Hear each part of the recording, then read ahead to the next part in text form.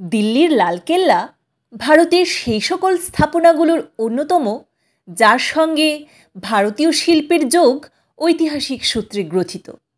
পার্শ্বিক, ইউরোপীয় ও ভারতীয় শিল্পকলার সংমিশ্রণে সৃষ্ট এই অভিনব শিল্পকলা ব্যঞ্জনাময়, বর্ণময় এবং স্বতন্ত্রতার দাবিদার।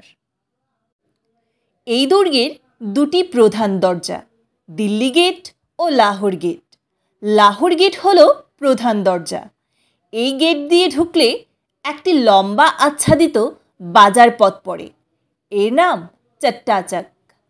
এই পথের দুদিকের দেওয়াল দোকানের মতো করে স্টল দিয়ে সাজানো। এই পথ ধরে যেতে যেতে আপনারা পেয়ে যাবেন লালকেল্লার অভ্যন্তরীণ স্থাপনাসমূহ। দিল্লি গেটের বাইরে একটি বড় মুক্তাঙ্গন রয়েছে। এটি এককালে দিওয়ানি আমির অঙ্গনরূপে ব্যবহৃত হতো। এখানে ঝাড়ুখা নামে অলঙ্কৃত সিংহাসনে বসে সম্রাট জনসাধারণকে দর্শন দিতেন। এটি হচ্ছে দেওয়ানি খাস, পুরোপুরি শ্বেত পাথরে মোড়া কক্ষ। এর স্তম্ভগুলো পুষ্পচিত্রে সজ্জিত ছিল।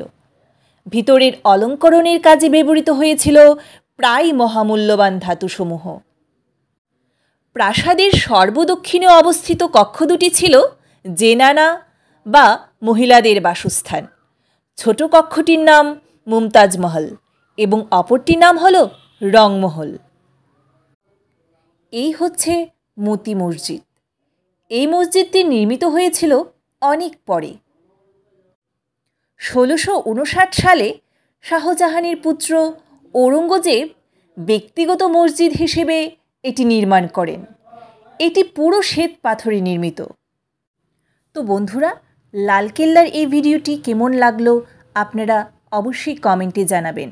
আর লালকেল্লা সম্পর্কে যদি আরও কিছু জানতে চান, আমার চ্যানেলে লালকেল্লা পার্ট 1 অবশ্যই দেখবেন। ধন্যবাদ।